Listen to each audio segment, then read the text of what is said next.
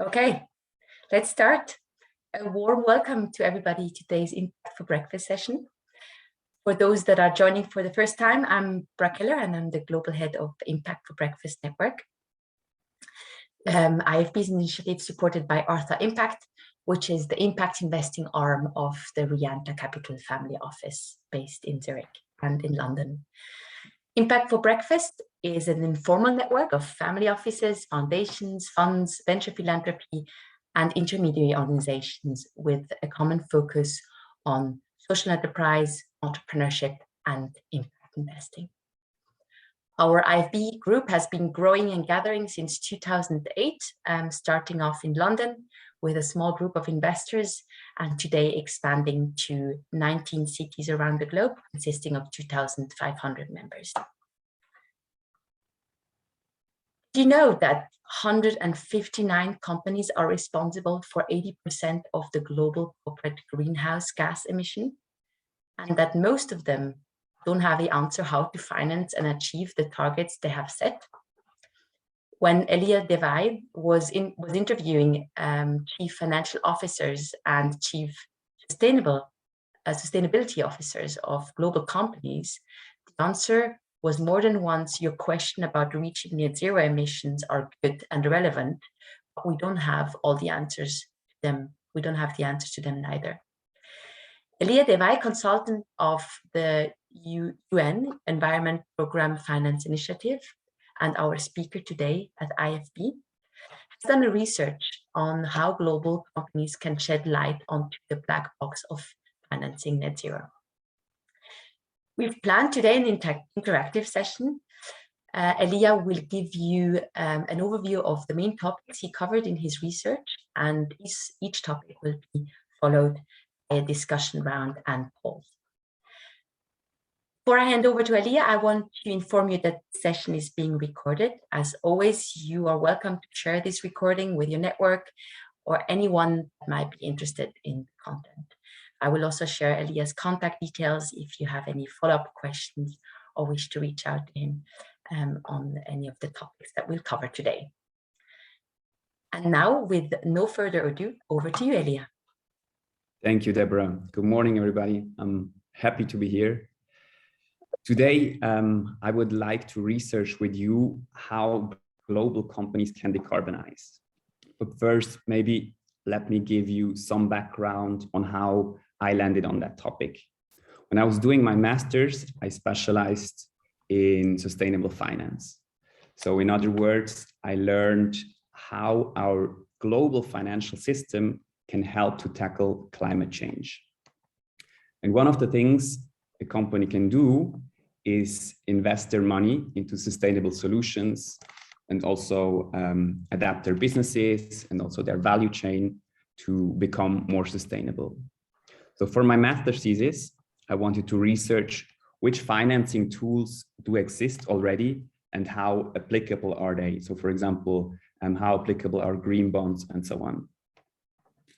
But when I started the research, I realized that global companies are not really there yet. They have many other challenges that they have to solve first on their sustainability journey before they actually can start to look into the best financing tools. So I took a step back and I started to look at these challenges. The impact of global companies is huge. Just as Deborah said before, I found out that 159 companies are responsible for 80% of global corporate greenhouse gas emissions. You have to savor this one. 159 companies are responsible for 80% of global corporate greenhouse emissions. So if those 159 companies decarbonize, we are already a big step closer to tackle climate change according to the Paris Agreement. And the setting that they actually do decarbonize at the moment is quite good, because on one hand, they face pressures from customers, which start to request climate-friendly products. Then we have climate change is a big risk for companies because it creates insecurity in planning. And then there are also some physical risks, so like these natural disasters. So investors are also putting pressure on the companies to decarbonize and that the business is less risky. And if we look at the governments, they are also monitoring global companies closely. And a lot of the regulation that they have is targeted also towards global companies.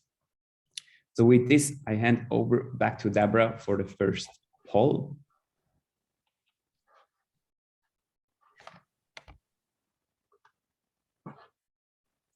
We'd love to understand where you're coming from, what organization and sector, just to get an understanding who's in the room with us and what your background is.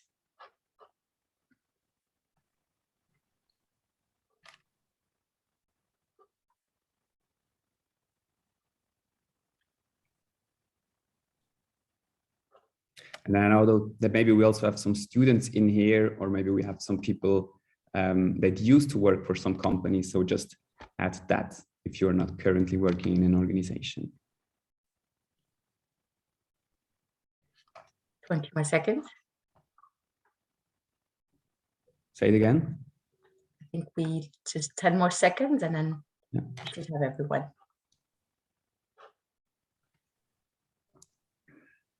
Thank you very much.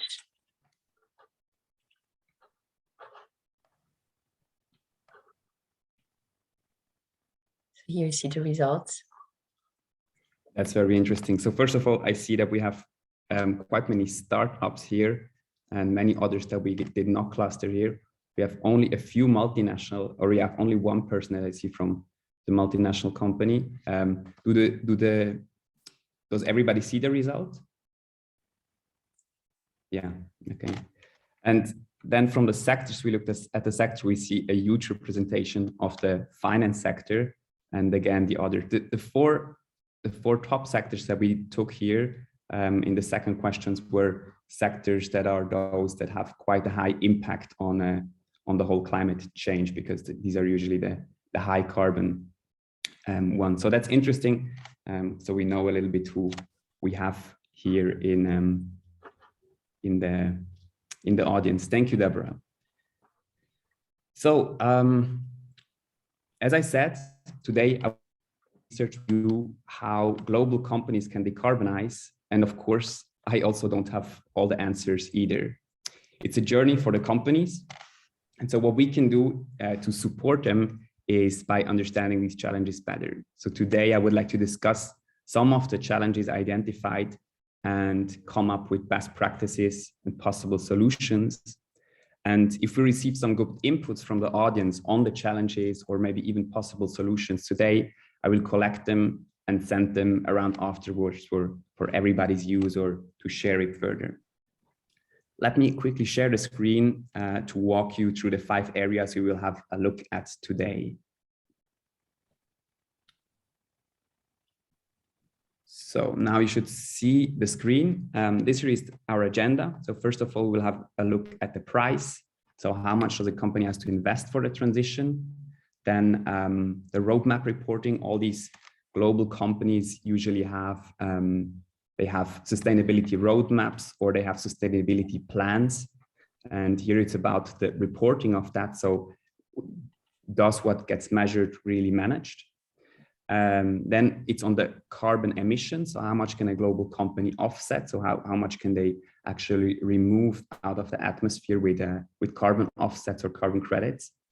And then it's about the managing the relationship. So having a little bit like a long-term outlook. So how will companies support the transition of their suppliers? Because it's not just the company itself. I will get into that a little bit later. And then on accounting, how can a company brace itself for upcoming carbon pricing policies? That would be the last steps. So I think if companies have answered these questions for themselves, they already set up quite well to have a positive impact on climate change. And how it will be today, I will always give you a short input to each of the topic, and then we will have a common discussion. All right, then let's start with the first topic. So with the price, how much does a company has to invest for the transition? To assess this question, I looked at the net zero company benchmark of the organization called Climate Action 100 Plus. Also here, I have a little slide just for you to better understand. It's this one right here. So what you can see here is we have these 159 companies. So that's also where I have this number again. And you see there are these 10 indicators that they assessed. So for example, how many of these companies do have a net zero ambition by 2050? And you can see here 39 have it, 44 have it partially, and 76 don't have it. So it's really looking at the climate alignment of these companies towards net zero. And if we look at this, if we look at all these, which one catches your eye, which one stands out right away? I think to me it was definitely number 6, where we can see that this indicator, so the capital allocation alignment, only 6 are partially aligned, 153 are not aligned. Now let's have a look what this number 6 indicator here means. I have listed here the details. So it's these are the details of this number 6 indicator. So on one hand, we have the future CapEx alignment, so the future capital expenditures alignment, which are mainly the investments that companies are doing. And it also looks at the methodology for alignment. So the first element here is 1A is they look if a company commits to align all their future capital expenditures with the Paris Agreement, with the objective of the Paris Agreement of 1.5 degrees. And we have 0 of these 159 companies that committed to that publicly. And then we have these companies, I said, they have their own long-term reduction target. So they have set their targets, and only 6 of these 159 companies committed to align their future capital expenditures with their long-term targets. And then the second step is on the methodology. Here, 2A is if they disclose the methodology they use to align its future capital expenditures. So key assumptions, key performance indicators. So on what is it based, basically? And also if they quantify the key outcomes. So how much of their capital expenditures are aligned with 1.5 degrees, and in which year do they spend how much? And also here we see it's 0 of 159 companies. So what does this mean? So many, if not most, of these companies have targets to reach net zero, or at least a sustainability plan or a sustainability roadmap. So if you go on these companies' homepages, you usually can find that. And many of them have some projects which aim towards net zero. So if you look at the company homepages, you always see, we planted trees here and there, or we decarbonize this and this process, which is great. But the findings of this benchmark show that the companies don't actually disclose how much the transition of the net zero carbon emissions cost them. So the question here is, how meaningful is that? So if they have a little project, let's say for 1 million, for example, how much is this actually of how much is it of their total decarbonization? Is it like 1%, or is it like 95%? Do they decarbonize by that? And I even went a little bit deeper in the research, and I looked at all their financial statements, and usually you don't even find the information there, how much these, how much they actually cost, how much they actually invest into that. And possible reasons are they don't know how to measure the full extent. It's a very complex process. I will go a little bit into that at a later point. Maybe they also don't want to frighten the investors with the large sums. And then there are companies have different business cycles, right? So these financial business cycles usually are quite short term. So we have like 3, 6, or 12 months, which make it difficult to suddenly create a long-term outlook, because what we would need is we would have to look at these investments, for example, with 10 years or 15 years projects, which have a positive return only after maybe a decade. So with this, I would hand over to Deborah again for the discussion. I want to encourage you to come in and add your thoughts. I know it is a space that is constantly it's being shaped at the moment, and many things are not clear yet. So don't just come in if you have a perfect answer, but also come in if you have anything to share, some best practices, some thoughts, or even some more challenges that you see within that. And now I was on mute. Here we go. Thank you very much, Elia. We're wondering and would love to understand how your company handles climate investments. So is you see climate investments in your company? What are they? And we'd love to understand, see your view there. Do you have anything you could share there with us?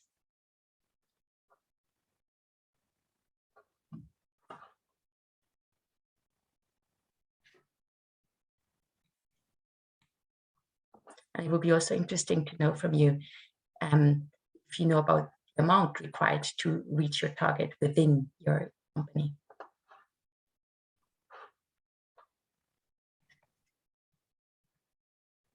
So maybe, yeah, go ahead, Deborah. Go ahead, Elia, please.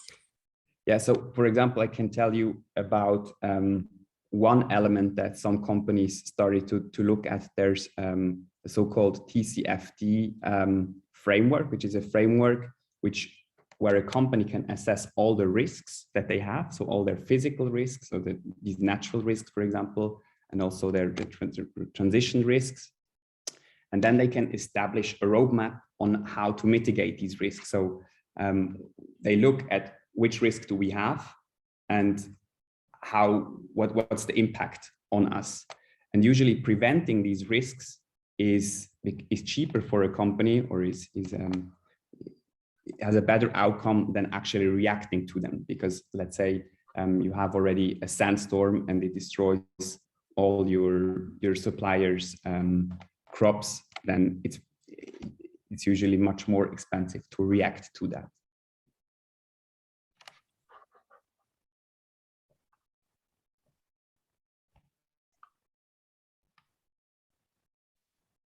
I have a question, maybe Elia, to you now with regards to TCFD, if I may. Right. Yeah. And I'm not too familiar with the framework. I haven't worked on it, or we don't report according to TCFD yet. But what's the distinction there between real physical risk actually from climate change, and what's kind of rather going into an area where you will face realistically higher costs, higher capex if you don't transition? Is there a distinction between real risks, so I don't know, losing assets really, or damage to assets, versus just let's say increased costs for energy?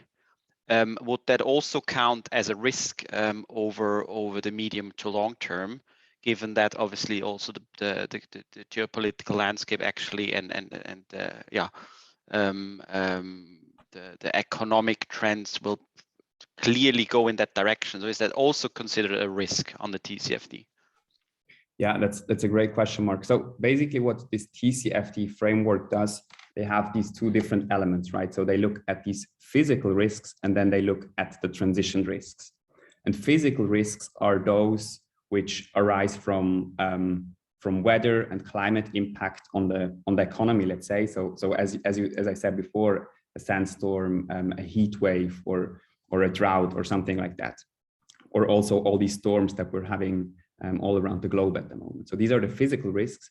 And the other one is you look at the so-called transition risks. And the transition risks are risks that are connected to the business that are trying to transition. So that's basically, you have to think about, these four different elements. So one, they're called technological risks. Then you have market risks. That's what you just mentioned, for example, with these rising prices. Then you have reputational risks. So also here, for example, we see that at the moment a lot, that some companies they did something, then it creates a shitstorm and people are not buying their products anymore. And then you have also these legal risks, which are also connected to these policy risks. And that's where you would include that. And then I just saw there are 2 questions in the chat here. So how many of these 159 companies are utility companies? I would have to look a little bit more into detail into that. It's a very good question. We have here, I have a data sheet. Maybe I can look at that later or get back to you, Karim, afterwards. And then where's the biggest brick in your point of view, scope 1, 2, or 3? Yeah, that's also a very good topic. It's one of the 5 elements that we will look into, Matthias. So if we move on afterwards, or we will get to that for sure. Are there any other comments on this one, or should I move on to the second topic? I think we're good to move on. Yeah, to the Right, then if we look at the roadmap reporting, as I said earlier, many of these global companies have already a sustainability roadmap. So a sustainability roadmap just says which step they have to undertake to decarbonize. And they usually also set targets, but the question here is, are they ambitious enough, and do they have credible strategies? Let's make use of the company benchmark one more time. So I'm just quickly going to share my screen again. There we go. So if we look at the number 1 here, we see that, as I said before, we see if companies have a net zero ambition by 2050 or sooner. And we see that half of them, around 50% of the assessed companies, announced the intention to achieve net zero by 2050. However, if we look at this, half of these companies, so these 44, don't cover the full scope of their most material emissions.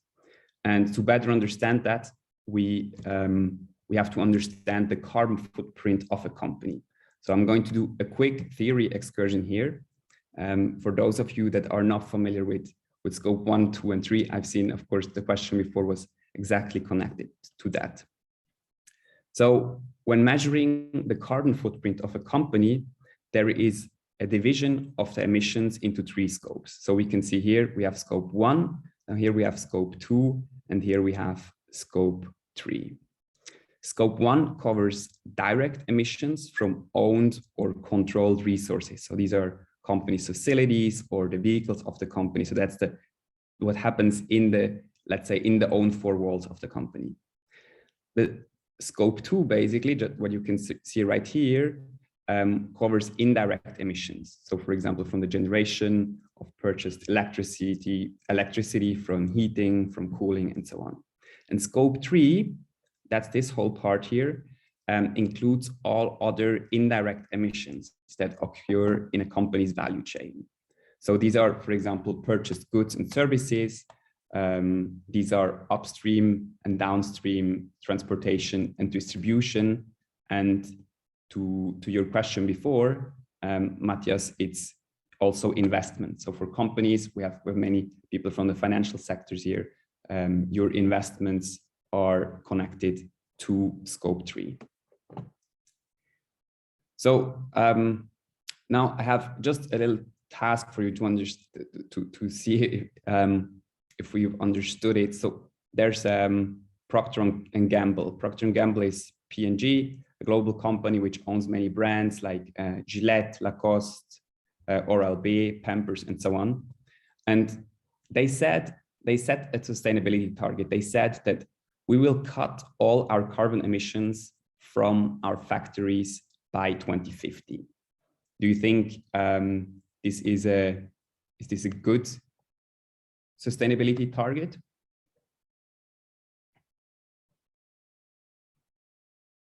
Easy target. Okay, and is that a good one?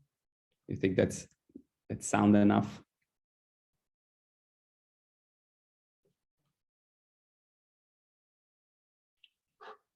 Right. Yeah, I see. We slowly get into the thinking that we need.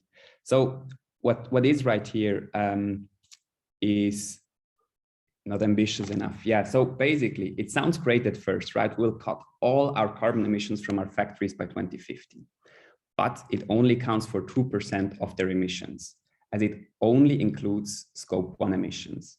90% of the emissions of Procter & Gamble are Scope 3 emissions. These emissions emerge in their value chain from buying raw materials, for example, and these are not covered here. And that's quite interesting because sometimes you read that and you think, oh wow, they have a great sustainability target, but actually it would need a little bit more.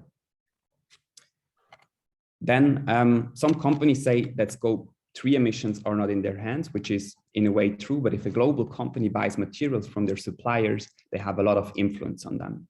So the first step is really to measure these emissions, which creates awareness. But there are many, many more challenges in measuring Scope 3 emissions, as they can be immense. They are, we've seen this is 98%, for example, for Procter & Gamble. And it's also very challenging to say, what do you include and what not? So measuring does not really mean action. So ambition. So I think the main message here is really only ambitious targets are not enough. A credible strategy with clearly defined actions must follow. So also already with targets, maybe within 2025, within 2030, and so on. So with this, again, I will hand over to Deborah for a quick discussion to see if the full scope of impact is included. Thank you, Elia. By the way, if you would like to unmute yourself and share your thoughts, you are more than welcome to. We'd love to hear them directly also. We'd love to understand from you if your company has an approach to tackle climate change. Is there anything that you're aware of? And if there is one, what is it? What is your company doing to tackle climate change?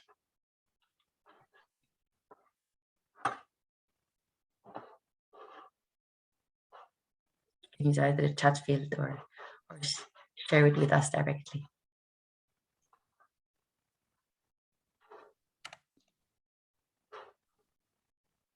Maybe I can go first quickly. So obviously as an investment firm, it's quite easy actually. We strategically aim to make investments in climate solutions. So we're clearly kind of positioning ourselves to kind of support the transition towards a net zero world, and by investing capital specifically into climate solutions that are both tackling mitigation and adaptation. And that's from an investment perspective, which is obviously the core business as an investor. But we're also very conscious and aware and about our corporate footprint, environmental footprint, CO2 emissions.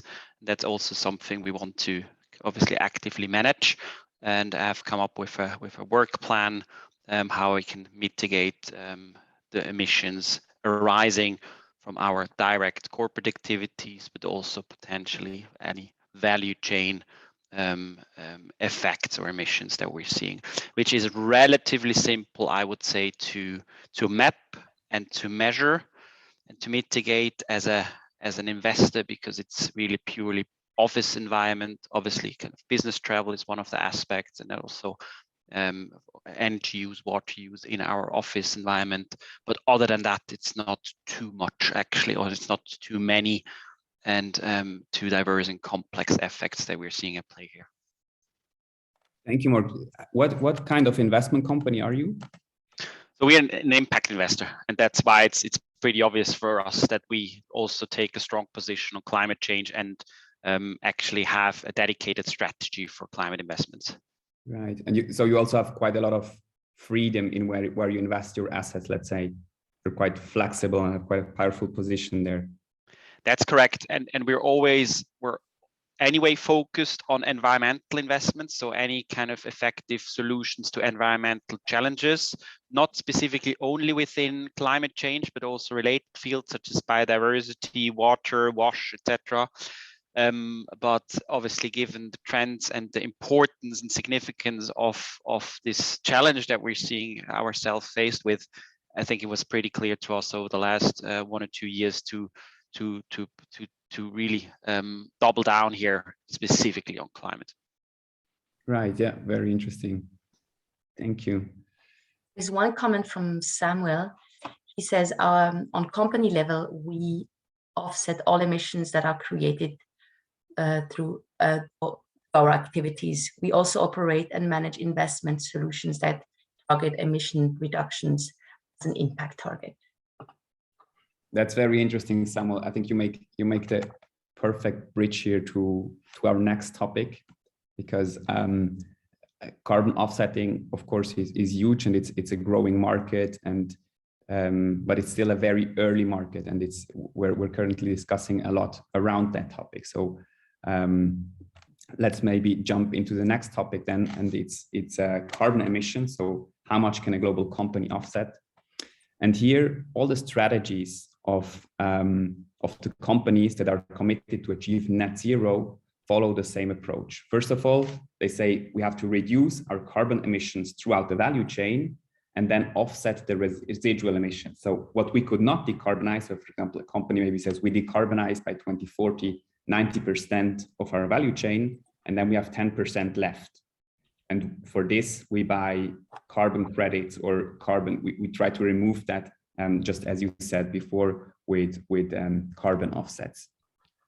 And for those of you that are not familiar with offsetting, for offsetting, there are two options. So there are the technological solutions and the nature-based solutions. Technological solutions basically suck out the carbon directly out of the air.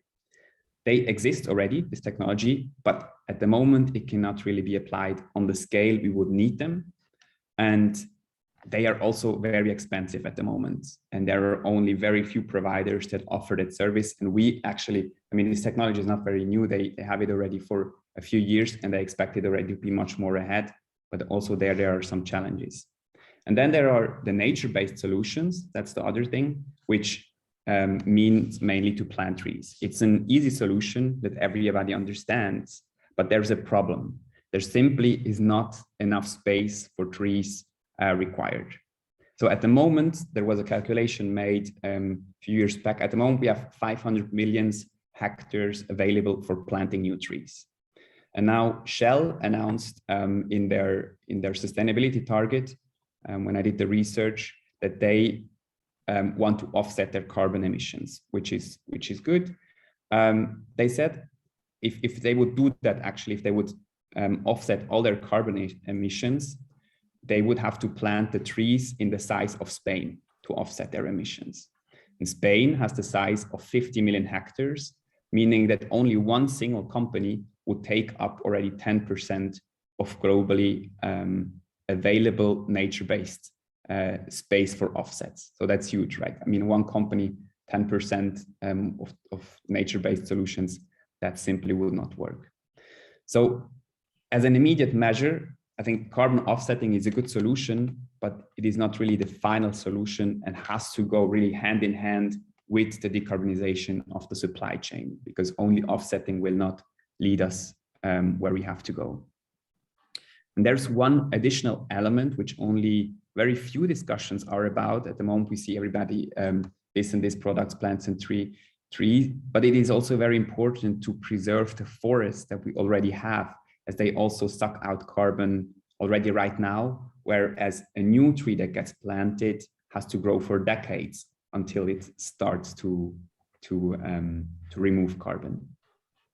And because of the high price and the lack of scale, companies should aim to decarbonize their value chain first and only apply carbon offsets for the rest of their emissions. So basically these residual emissions, so for the emissions that they cannot decarbonize. So again, I'm going here to hand over to Deborah. Mm-hmm. And I have a little poll to share with you before we dive into the next question.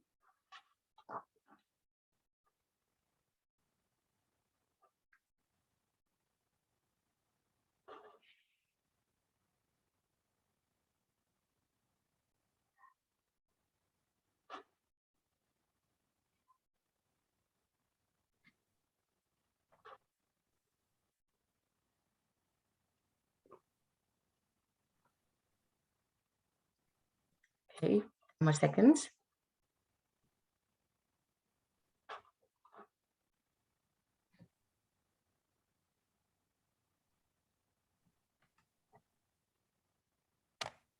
Thank you very much. I'm going to end this poll.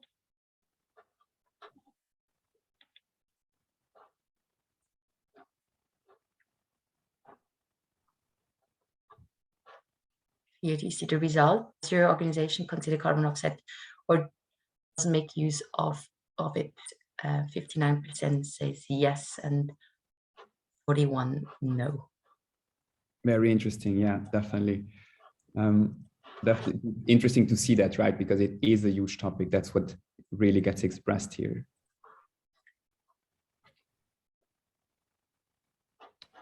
I see that Jesse wrote that C40 is doing quite a bit of work on nature-based solution in cities, which seem to be not on tree planting only. Can you tell us a little bit more what other topics you're covering with that? Yeah, hi everyone, it's Jessie Apavu here from C40. So the C40 is doing quite a bit of work with cities. So we primarily work with cities as our target audience. So I just wanted to emphasize that, yeah, NBS is not only about tree planting. There's a whole slew of solutions that falls under the category of NBS. It can be simple things as, for example, cleaning up your rivers, for instance, removing solid waste from your rivers. That protects public and private infrastructure when you get a sudden downpour and there's water gushing down your drains or your rivers. So there's quite a bit of work being done on air quality improvement and also on heat resilience.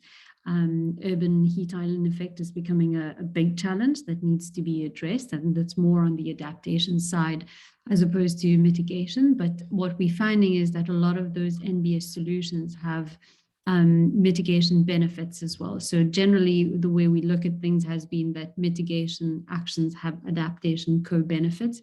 But what we're finding is that it can work the other way around as well. As you start prioritizing adaptation and resilience, it does also bring in mitigation benefits in that whole, as part of a big package of solution that gets implemented. I'm happy to share a bit more information. I can track down a couple of the short reports that we've produced and share with you. Very interesting. Thank you very much, Jessie. I see that also in the chat, there were some more very interesting comments, for example, from Matthias that picked up on that topic. And yeah, this is of course a huge challenge. Of course, you have to see that there are some plantations already there which can basically offset it already. But of course, that's a huge topic, and some people also claim that, well, that's greenwashing only, or it only postpones the decarbonization process because companies don't actually start to decarbonize their processes and only offset. So that's a very big discussion, of course.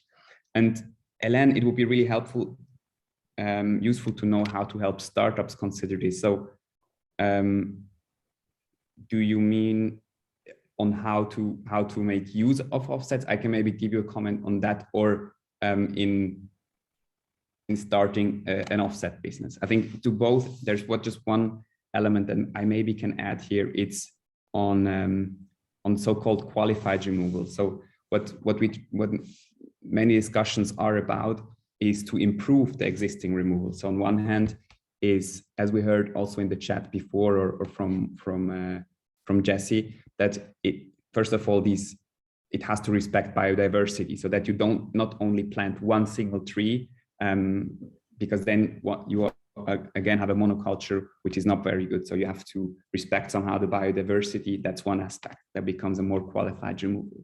Another topic, for example, can be so-called long-term removal. So the question here is, how long is the carbon actually stored? Is it only stored for 1 year? Is it stored for 20 years? Or is it stored for 50 years? This, of course, makes a huge difference, which at the moment we don't have too much clarity about.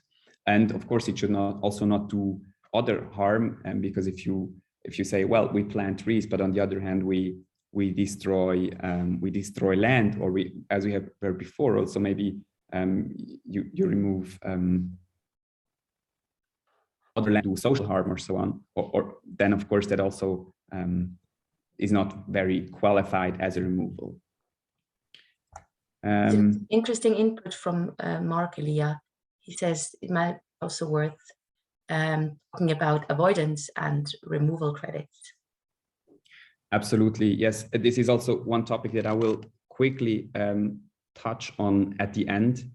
Yeah, perfect, Mark, absolutely. Additionally, permanence, leakage, quality in the offset space. These are all these topics which really make it, which make it qualified.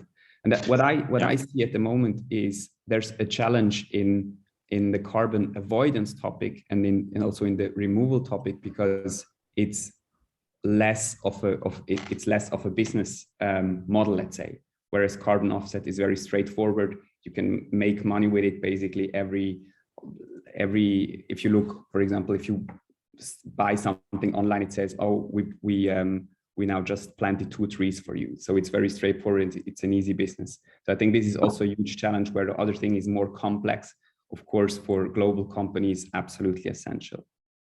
Maybe if I can jump in, just as full disclosure, I used to work for WWF. I now work for a quality carbon offset company called Climate Impact Partners. The first thing to say is we are in such a crisis that we need all solutions. So I think many companies haven't yet clocked that we need to reduce our emissions on an annual basis by 7% for the next 10 years in order to halve our emissions, which will take us on a path to net zero. So I think many companies haven't even grasped the magnitude of that reduction. 7% compound for 10 years to halve. That's only to get us on the journey to net zero.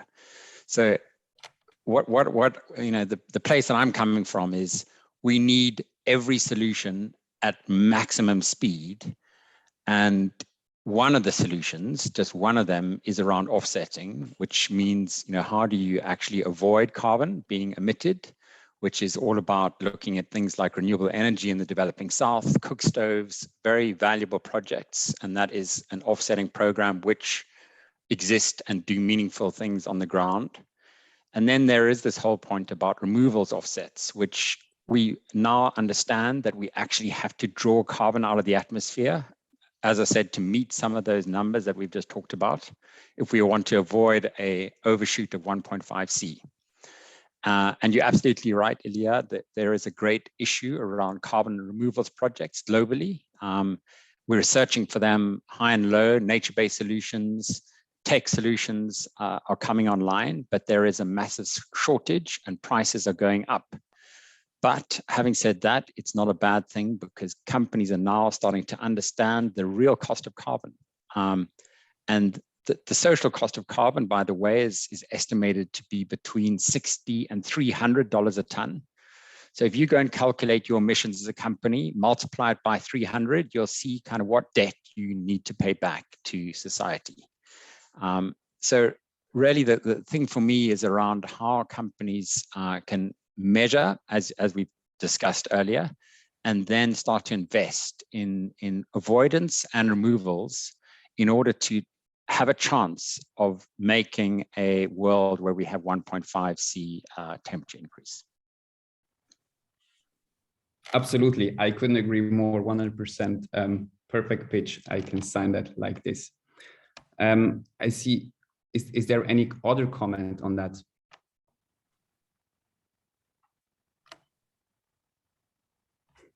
So maybe we can jump. I think Elian has a comment that she wants to share with us. Yes. Elian, we can't hear you. You might be on mute. Hear me now? Yes. I'm not sure it's a lead-on comment, but it's would be really helpful if you could process while we continue. I'm supporting a group of youth who are putting a youth charter together, and they're really amazing. And it's a global call to action in terms of advocacy. And the thing that I think is missing from the conversation on environment, not just youth voices, but what are the precise questions that we want young people to start asking in schools and in universities about these exact topics, which makes sure that they're shining the light into the right part of the process. They're sticking the stick into the right pain point, so that all of their goodwill isn't focused just on policymakers, but in fact that they are realizing that they need to build the skills around these questions. So I just wondered if you've got anything, or what would be the 3 takeaway things that you could give me in this session that I can take to them this week and go, this is what you need to advocate for. Yeah, that's a great point. No, great point, because I think it's the challenge here is also right. I mean, looking into these topics, it's very abstract and it's very high level and it's global and it's complex. And where do you even start? I think all these challenges that we're discussing here are all very valuable. So first of all, I think I can send you afterwards. There's so-called company engagement, right? So this is how you engage with companies, and there you have very straightforward asks. So you say, we want these 5 things from companies. So I can send that to you afterwards for sure.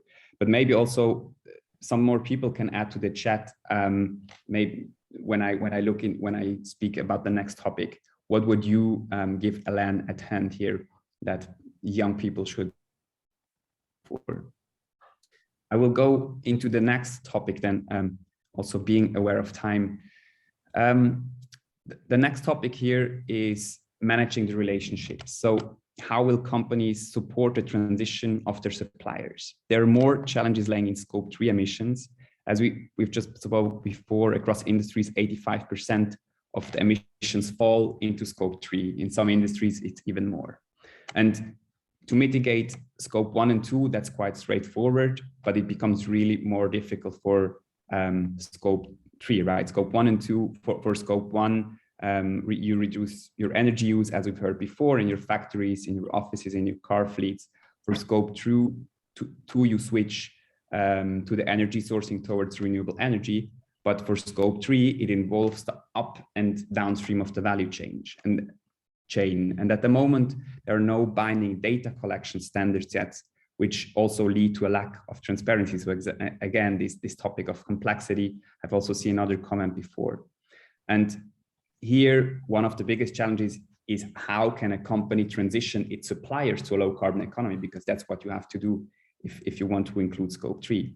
And you could say, if every organization decarbonizes the scope 1 and 2, the problem is solved. That's true, because every organization would look for their own. But not every organization is interested in that and can do that. So in my paper, I showed an example of the fast-moving consumer goods sector at the example of PMI, Philip Morris International, which is a global, one of the biggest tobacco producers in the world. And they have 335,000 farmers that are producing tobacco for them. It's a huge number, right? And as climate change hits the poorest first and the most, of course, also many of these farmers that are in these very endangered regions, they probably would be interested to decarbonize their operations. But sometimes what I've seen is there's a lack of awareness. Some aren't even aware of climate change. Then there's a lack of knowledge, even though they would know, it's, well, how should we approach that as a farm? And then there are the lack of financial means for transformation. So support from global companies or from policymakers is absolutely required. And how can that be applied? So a company can start by looking at the low-hanging fruit. So they can look which ones are the most carbon-intensive processes and which ones are small adaptations that you can take to have a big impact and also have a positive financial outcome. And I just listed a few here. I don't want to, I'm just going to share my screen again. I'm not going into all of them, but just that we can see that. So for example, you can, number 1 here, you can incentivize farmers to decarbonize their production with transition contracts. So you create contracts that say that companies buy all of the produced crop at the end of the season. And if they produce the crop with lower carbon emissions and better quality, the company pays a higher price. So like this, you really incentivize the farmers because they have, they receive a better, they have a financial reward.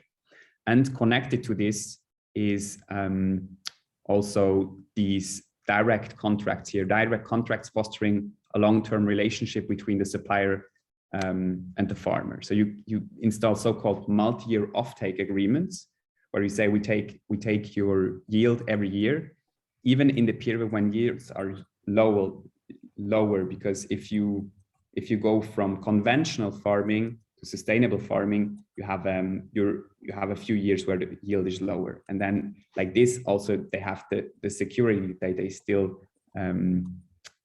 have that. And I think things like this are absolutely key, are absolutely essential when it comes to managing the relationship. That we can establish this long-term view. I see many comments. I quickly have to check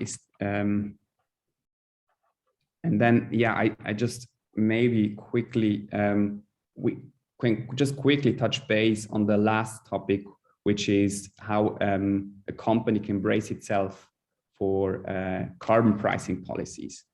So here, if we look at mandatory carbon pricing, this is a financial risk for businesses that are not prepared. And the aim is really that it's the polluter principle. So the polluter pays. If a company emits a ton of carbon, they have to pay for it. And if it's not successful, usually the society pays the cost elsewhere at a much higher price. Either we pay with our health, either we pay with higher taxes for projects where governments or companies have to react to negative impacts. And now, just quickly, maybe we can have a look. There's a so-called carbon pricing dashboard. Maybe we can have a look here on what carbon allowance systems or emission trading systems already exist all over the planet. So does anybody has, I'm just going to share the screen again, that's it here. And you can see it's from the World Bank, and you can see all the countries that are covered basically that have either something implemented or it's under consideration. Does anybody has a country that we quickly want to have a look at what the situation is in there? Probably outside of Switzerland. I'm in Switzerland, I'm based in Switzerland. Does anybody chat? Yes, so okay, let's see if they have that. To see.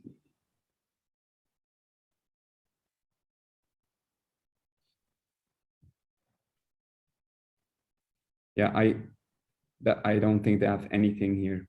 They're not covered yet. Also here, I mean, if you look at the global map, you see that within the African continent, there's barely anything, whereas in the other places it is.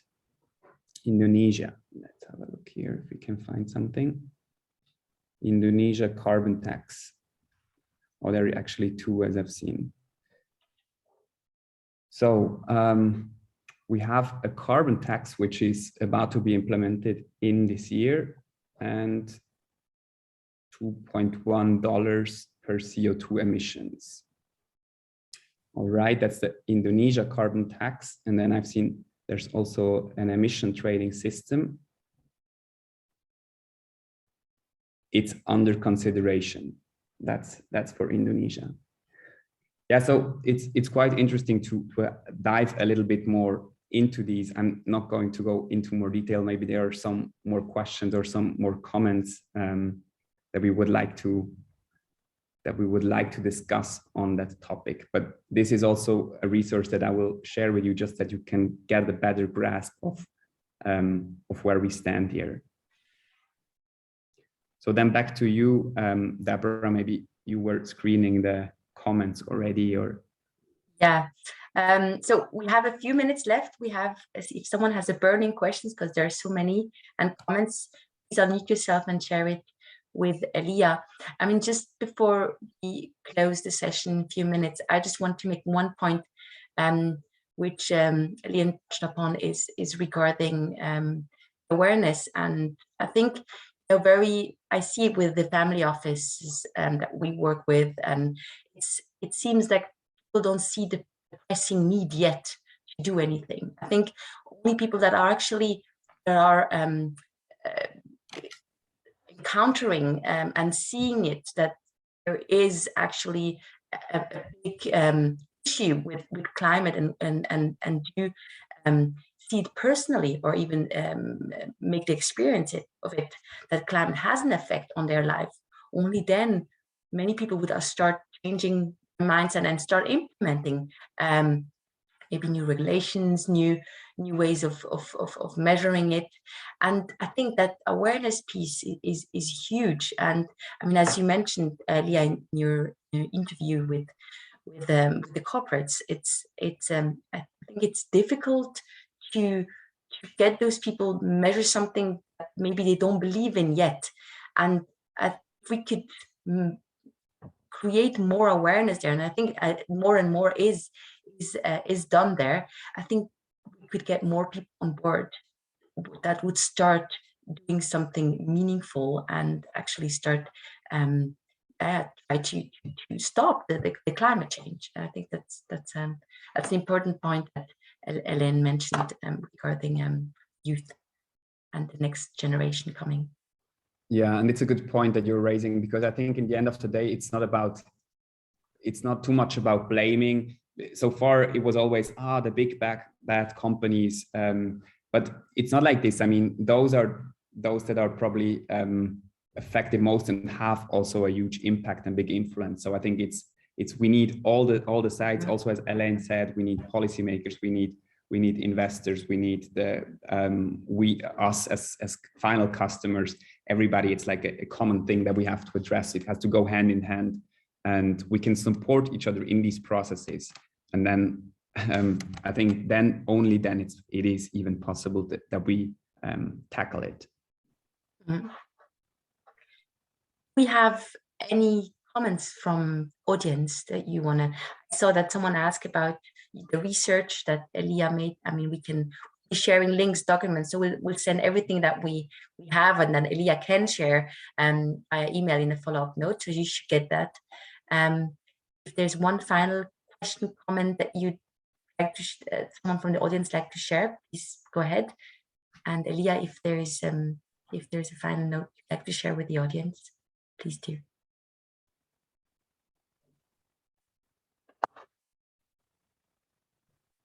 I'll just say one thing, which is don't delay action, because every day that we put it off, we have a bigger mountain to climb the following day. Thank you, Mark. Perfect. I like that as a final point. Thank you, everybody. Really appreciated the discussion. I would like to discuss a lot more with you. And yeah, it was a great session this morning. I enjoyed it a lot. And as Deborah said, we will provide you some more information. Also, if you have some more discussion points, some more questions on it, just feel free to reach out. And yeah, I'm happy to pick it up. Thank you very much, Leah. It was a very insightful presentation. And thank you, everybody, for joining today. And we look forward to have you at another IFB session in the coming weeks or months.